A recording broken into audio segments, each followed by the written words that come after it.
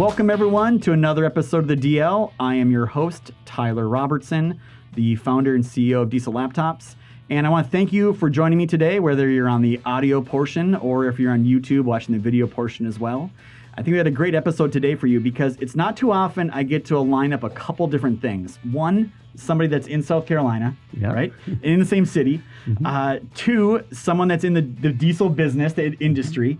And then three, we're going to talk a little bit about how their company is structured because there's a little unique. I'm the owner of Diesel Laptops. And in the case with the gentleman I'm about to introduce, they don't actually have an owner, the employees own it. So it's a little bit different with these employee-owned companies. We're going to talk about that. I think it's actually a really fascinating subject to talk about. So with all of that, I would like to introduce Robert, who is the CEO and chairman of AMBAC. So welcome, sir. Yeah, thank you very much. It's really great to be here. This is a really exciting topic, and I'm looking forward to a great conversation. Yeah, so I mean, let's just give everyone a little background on what you guys do over there, right? Sure. So they understand where you're coming at in the industry. Yeah. So AMBAC International manufactures heavy-duty fluid power systems, primarily fuel injection, but also pneumatics and hydraulics. We've been doing it for over 100 years. We're a U.S. manufacturer, and we are, as you said, employee-owned and open book. So. Yeah, so the open book thing really caught me off guard. Yep. So I think we kind of got hooked up on LinkedIn, and you invited me over for a meeting, and you're like, "Hey, come on over." And it was a huddle. Yep. Yeah, we called it a huddle. Hey, come over to huddle. I'm like, okay, I don't know what the heck a huddle is. And I went to your website, and there was this section on there about the great game of business and a book. I'm like, what is this? So I went over there. And I literally, you guys pretty much wheeled me right into a huddle meeting. And why don't you describe for everyone what that huddle meeting is and how that kind of ties into being employee? Yeah. So we use the great game of business as our management operating system. And a huddle is everyone in the company gets together in one room at Wednesdays at 1 o'clock, and we go through all the financials for the week, and we go through all the major decisions facing the company. And we talk about it. Everybody in the room has a chance to ask questions, has kind of a stake in the outcome, as we say. And that essentially is the core of how AMBAC is operated. So it's really the guys on the shop floor, the men and women who are actually building the products, are the ones who are driving the company. So, I mean, I literally went in this meeting. You guys had a big whiteboard up there. Yeah. And literally, they're like, okay, what's the revenue number, right? Yep. What's our cost of goods number? What's these expenses? There's cheering and so there's a little bit of a murmur sometimes on some of the expense ones. Yep. So is that typical? You guys just throw all the numbers out there? And I'm an outsider, right? That was the part that really took me off guard. Sure. Do you let everyone just kind of... Everyone. Right? Yeah, how does that work? And what you're describing is basically it's our income statement and some key metrics off of our balance sheet. And they're all up there, and you run through the numbers. And so the person who's responsible for revenue calls out their number for the week, and then you move on and through all the categories. And it does throw people off. We can be startlingly transparent, to be honest. But, and actually people have asked me about, don't you feel a little awkward about sharing your financials? No, not at all. For one thing, it's of limited tactical value. It's of no strategic value to anybody who's interested. But what you get in the room is you get such a huge amount of buy-in. And that, I think, is the real advantage to being open book run, is the buy-in from the people. It's their numbers, and they really, really own them, literally. Yeah. So going back to the owning comment, right? Yeah. So I get it. It's employee owned, right? You work for them essentially as your own CEO, boss. right? Yep. I'm the CEO, but I own the company. It's a reverse thing going on here. Yeah. So how does it work with the employees? Do they each own a certain number of shares, or how do they get shares, or how does that work? Yeah, an excellent question. And there's different kinds of employee ownership. We happen to be an ESOP, so that's a trust. It's a creation of the IRS where the employees are beneficiaries of an employee ownership trust. It's a little complicated. There are other ways to do it, but the magic is not whether or not you're an ESOP or whether or not you can even be a sole proprietor and have an employee ownership model. The magic is whether or not the people own their numbers. We're, as you say, they're owners, not renters, and they really drive the company forward. So that psychology of ownership, what we call psychic ownership, is really, and it takes a long time to build, but the payoff is enormous. Yeah, so I read or I listened to The Great Game of Business. Yeah. Great book, by the way, right? Yeah. And I didn't realize the tie-in. I worked at an international dealership for a decade. And I had always seen SRC did all the remanning, right? Yeah. And I knew it was Springfield Remanufacturing Center, But I didn't know the story, and that's actually what the whole book is based on. Is really a lot of their transgression, I guess, right? From going from what they were in bankruptcy to employee owned and being successful. The book is written by Jack Stack and Bo Burlingham, and it's essentially the story of how they evolved the open book management system. Now, AMBAC came to it very late. We're actually relatively new into open book management and great game, and we've adopted it, and I've become a huge fan for lots of reasons. Principally because of what I've seen it do to the people on the shop floor. Yeah. So the one part I've always struggled with, and we're pretty liberal with telling our employees, even the public, what our revenue numbers are, right? Yeah. We never drive down into it. And the one big fear I've always had is, hey, we're going to sell 55 million this year and we're going to make $3 million. And the fear is always the employees saying, well, I want to raise, right? Like that. That's always the fear we have. And as the owner of the company, you look at it and you say, well, look, if we're selling 50 million and we're only making $1 million sounds like a big number, but really I'd be better off just putting that money in the stock market and letting it ride versus what we're doing, right? So those are hard conversations. Did it take your employees a while to realize, like, hey, they got a lot of zeros and commas, but that's not really what goes in the bank account at the end of the day? And exactly, yeah. There's a huge financial literacy or education process that you have to go through as part of it. I would not recommend that you just send everybody a spreadsheet and go, hey, everybody, guess what? You have to teach them to, and nobody is really teaching this in the, let's say, in the public school system or in higher education or anything like that. So you have to do that. Now, a little thing about whether or not people want to raise. Actually, this past April, we went through our salary budget as our normal thing and the big huddle and everything else, and the employees elected to forego a raise. So no, they didn't want to raise. In fact, I recommended a 5% raise. And they rejected it. Yeah. And instead, what they wanted to do was spend the money on capital asset purchases. So we bought some new machines. Oh, nice. So no, they don't want to raise. They want a strong company. Well, I mean, it's the long game, right? Like, hey, we have new equipment, we can get new business, we can be in business longer, we can sell more and be more efficient and bring cost of goods down. That is like miles ahead where most employees are at most companies. Exactly. Right? Like that is unbelievable to me because I don't think I could explain that as elegantly as you did to a lot of people. That's a hard thing to do. Yeah, because employees, and you're right, the average employee, like at a whatever convenience store or something like that, they want to raise. An owner wants an investment that's going to return. Yeah, it's a totally different mindset. Yeah. So how long have you done how long has it been from the employee-owned perspective, and what are some of the things you can look back now and say, man, this is a good thing for us, and how's the impact been on the company? And the oops.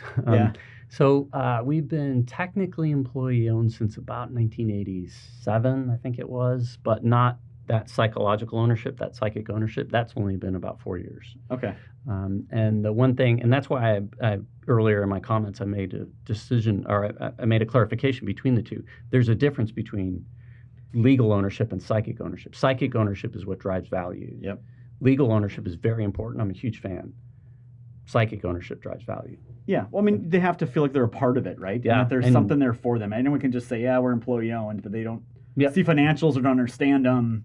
You're not really accomplishing what your potential could be. Yeah. You're not an owner unless you have a say in whether or not the strategic plan goes forward. Yeah. So the last 4 years, is there any, have you seen more efficiency or more revenue or more profit, or like how have things gone for you guys since you've really started to hammer this home? In the first phase of our rollout of the financial literacy, and we did it through the Great Game of Business, we used a coach named Kevin Walter. We had a 21% pickup in factory efficiency and an 880% pickup in profitability. Yeah.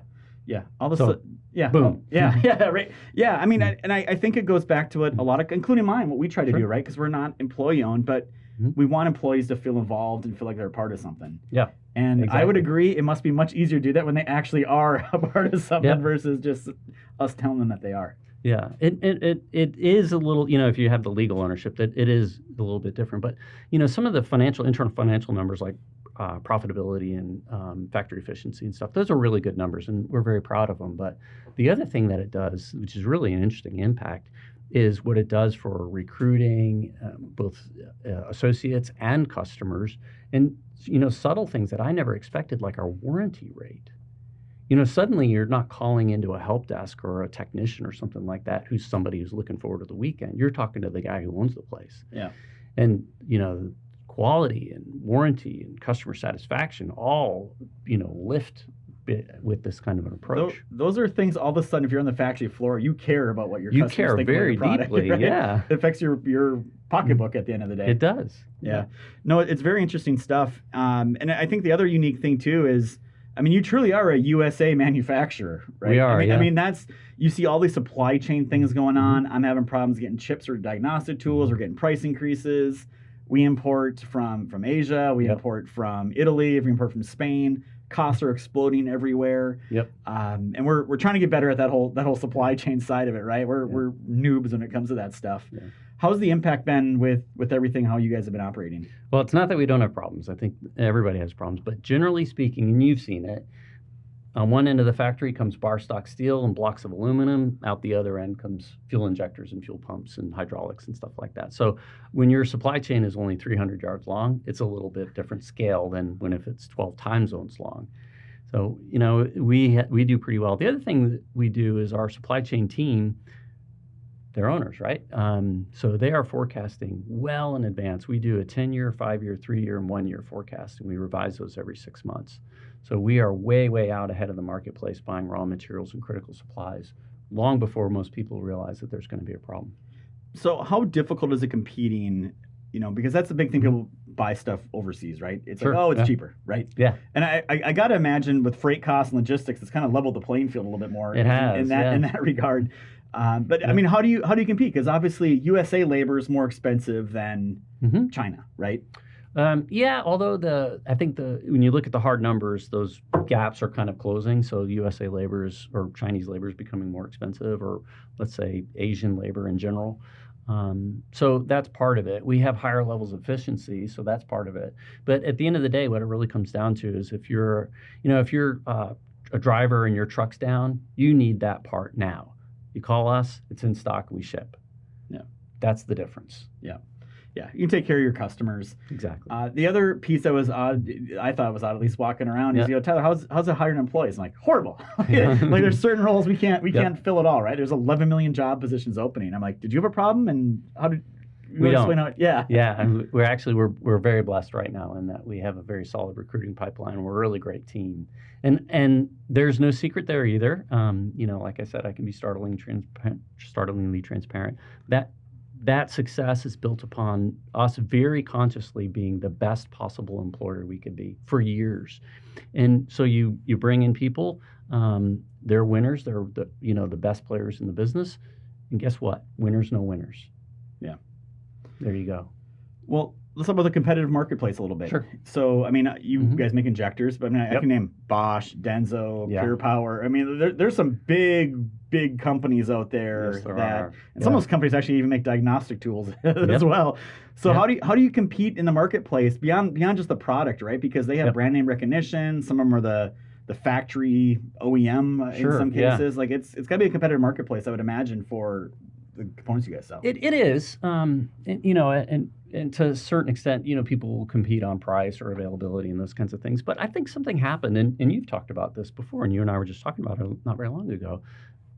Somewhere around a year, 2 years ago, this industry changed radically. It's now a software-driven industry. It's a data-driven industry. And I think that's really the key thing. So we've spent the past 3 years building what may be the most comprehensive database of fuel injection and related products in the industry.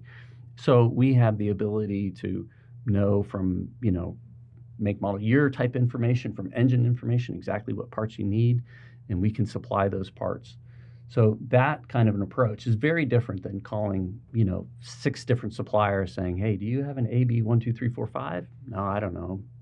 No, we know where it is. We know we've got it in stock and we're ready to ship. Yeah, it sounds like a similar thing here. We want people to be able to find our products easily. Yeah. Right? And we want to be able to take care of them when we have them. And, exactly. And really, that's a big part of any business. Yeah. And I even joke about this. A lot of people, I've been telling people, like, someday when I'm all said and done with diesel laptops, whatever that day is, I'm like, I'm going to go start a new business. And it's going to be like a residential service. It could be, I don't care what it is, garbage pickup, pool maintenance, electrician, yard care. I don't care. Yep. And all we're going to do is 2 things. We're going to show up on time, and we're gonna answer the phone when someone calls us. Because I swear to God, I can't even find those two things in that business. Yeah, you're gonna win every time. Yeah. So I know it's a fast evolving world. Technology is definitely changing as we go here. Yeah. How is it in your world? Do you have to keep finding new products to make, or is it finding more ways to sell what you have, or where do you guys see, like, what's the growth as a manufacturer? Yeah, so both. It's new products and finding new markets for products, but really it's new markets for our concept of the way we work. And we're a small manufacturer, and we tend to manufacture products where the OEMs have left, let's say, a product in the marketplace that's not really what it needs to be. So we can come in and we can address those kinds of technical issues on an engineering level and create basically a better mousetrap. Yeah. So we go in, and as a new manufacturer, we re-engineer or engineer new solutions for these products. Because at the end of the day, the men and women that are the end use customers, or the men and women that use our products, they're feeding families and they're driving for a living. I mean, I was a truck driver at one point. I know what it's like to be on the side of the road with a blown engine. I don't want that to happen. Yeah. And I think aftermarket's a really important part of our industry. So case in point, as we're recording this here today, we have this, Cummins has this problem going on, Packard has this problem going on. Yep. I know it's hitting Daimler now as well, with DEF quality sensors. Sure. And there's an estimated 35,000 trucks that are down because of this DEF quality sensor, just at Peterbilt or Kenworth, right? Mm-hmm. And the irony here is they put a patent on that DEF quality sensor and that mechanism, which thus prevents aftermarket from even making one. Yep. And now they're the only game in town, and they can't get them, they can't supply them. They got trucks that are derated and not working. Yep. And they're trying to get EPA approval to do an official legal DEF delete, right? Like it just seems really. Sometimes OEMs seem to go way too far trying to protect things that probably shouldn't be protected, just protecting profit more than anything else. To a certain extent, I think they're working on a sort of a different level. I think we're about solving problems for people who are making a living, and I'm not sure what they're after, but when you look at the behavior and as it hits the street, so to speak, maybe you don't see that all the time. So actually. Next month, as we're recording this in a few days, AMBAC is launching a new aftermarket brand, and we're going after that business to be the one-stop shop or the complete fuel system, fluid power system provider for those people, for the small fleets, for the guys that are driving a truck for a living, because there seems to be opportunity there. Yeah. So can you say the name of the brand yet, or is it secret at this point? No, it's AMBAC Aftermarket. Okay. Yep. We're not very creative in some ways. All we do is put the word diesel in front of something, and then we call it like diesel repair, diesel diagnostics, diesel training, and that's just the extent of our marketing stuff as well. Yep. So how many products are going to be in that line, and where are you going after? So we're adding new products daily. We're at about 200 right now, SKUs, discrete SKUs, and we're going after fluid power, so fuel injection, hydraulics, pneumatics, everything, and all the related stuff around that. So like DEF sensors and everything else that goes kind of in that package. With the idea, and we think we are. We've been doing this for 100 years, so we're going to be basically the value brand of high quality choice, going after the customer that needs quality and they need to be able to afford it. Yeah. So a lot of can you talk about your current customers now, right? Because I think when most people think of truck, a manufacturer, at least in my mind, I'm always like, okay, they make parts that go on new trucks, right? And then that new truck manufacturer just calls it theirs. Like you see that one side. Then I always see the aftermarket side, right? Yeah. So you're saying we're getting into the aftermarket. But I think were you already in the aftermarket, or who are your customers? We have been in the aftermarket. So AMBAC consists of basically 3 different customer types. One of them is military. We do a very large, and we're very proud of our military service. That's none of those products you can buy online, and that goes to U.S. Marine Corps, United States Army, and foreign militaries. And then we do manufacturing. So we do manufacture. This is hardcore, big machine manufacturing for a variety of types of customers, including OEMs. And then the aftermarket brand. We've always had an aftermarket side of the business, but what we're doing now is we're realizing that in the aftermarket, there is an opportunity to go after it in a thoughtful, strategic, data-driven way. That's basically a new value proposition. Yeah. So I mean, you talked about data before, and Yeah. I can't remember if it was during this recording or before. We were talking about aces and pies a little bit, Yeah. right? Yeah. Why is information so important to people? Oh yeah, well it's surprising, and the reason is because if like out in your parking lot there's a Cascadia, when that thing goes down, who do you call? What do you tell them? How do I find the part? How do I know it's the right part? How do I know what is broken? All I've got is a blinking red light on the dashboard. Yeah. Those are all questions that are answered with data. Yeah. And so you drive all of those kinds of things into what you could say is almost an ecosystem. You say, well, we need to know what the vehicle is. We need to know what's wrong with it. We need to know. And at the end of the day, you need a part. Yep. That's the part that we do, is the part. Yeah. Yeah. So hey, I've launched a couple brands too. It's tough to do. You got to make sure people know who you are in the marketplace. Yep. And like you said, where you fit in, and is it a name you can trust? And Exactly. I think all the things you're doing are exactly right. And I keep telling, as I talk to manufacturers and other people, I'm like, at the end of the day, let's face it, like I needed a part for my automobile, right? Yeah. So I go online, I went to some website, I did my year, make, model lookup, and it showed me a couple options, and I didn't recognize any of the brands, so I just picked one that had the best picture and description, more or less, right? Yeah. But all that comes back to is data, because I couldn't have looked that up if I didn't have the ACES information. Exactly. And if I didn't have the PIES information with a nice picture, the nice explanation, never made it. I wasn't going to buy that guy either. Yep. So who won that? It was the guy that had the best data. Had the best data. People don't understand that's exactly what's going to happen in our industry as well, as more manufacturers build out their ACES information. And that kind of that secret veil allows customers to look up their own things and do their own things. Yep. The people making the purchasing decisions is really shifted, and companies have to be ready for that big shift that's happening. It has, yeah, and it's data driven. And then the other part that you mentioned, which I think is so important, is being the brand you can trust. Yeah. And so that's the third leg of the stool, I would say, so if you buy an AMBAC product, you're buying a product from a 100-year-old manufacturer right here in the United States, just on the other side of town. And that's something that you can put your hands on and you can trust in a way that, XYZ and Noodle Company from who knows where, you can't. Yeah, and I was just literally today, I was talking with someone. They run an e-commerce site on aftertreatment, and he just said they got really focused when COVID happened. Yeah, he had the e-commerce site going forever, right? And it was going there and doing okay. It was doing its thing. And they decided to really get focused on it when COVID happened, right? Like, the world's changing. People don't want in-store visits. Yeah. We have this site. It doesn't do much. Let's just go focus on it. Let's go make it easier to use. Let's go improve the data quality on it. And I was talking to him today. He said literally sales are up 1,500% from where he was with a little bit of effort put into doing those things. So people don't understand how important those things are. They are. They're critical. Yeah, they are, because whether or not people recognize it, we're in a software business. Yeah. Yeah, I think it took me a while to realize that too. Yeah. I thought I was in the business first of selling diagnostic laptops. And then I thought I was kind of in the business of we're in the business of helping people with their solutions. Sure. But all that comes through on the technology side. That's the only way this gets solved. Again, we were talking about it off camera. We should have a camera follow me around and follow when I have visitors in town, because a lot of good conversations happen. But a lot of it was just on the whole, you got the unemployment thing going on. You have all these issues that are going on in the world. Diesel technicians being one of them. And the fact is the industry's short 50, 60, 70, 80,000 diesel techs and getting worse every day. And it's not going to be, it can't just be we need more diesel techs. You can't just throw more labor at it. There's got to be a smarter way, more efficient way to fix trucks, look up parts, and do all these things.